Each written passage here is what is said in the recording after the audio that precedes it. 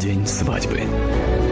Самый долгожданный, самый волнительный, самый волшебный. Уже завтра он станет историей. Мы останавливаем время.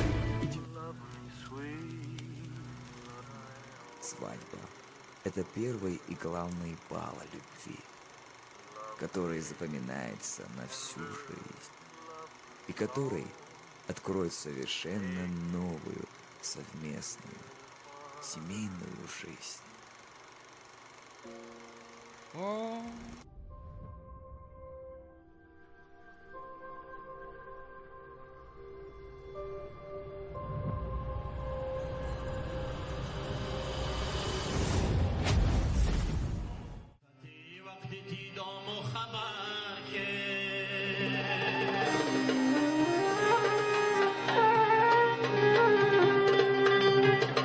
دوزه از ما گل بر سفر کرد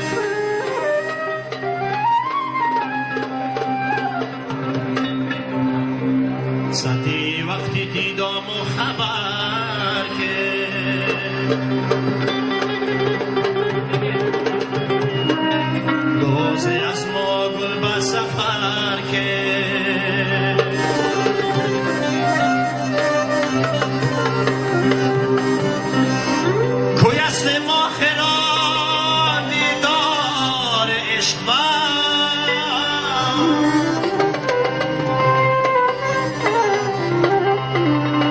عاشق آخران بارگ نظر کرد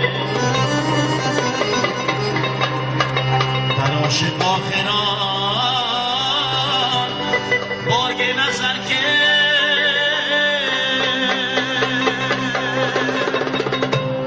تو تکت راستی دانم و خدا سیب زمانم از موجود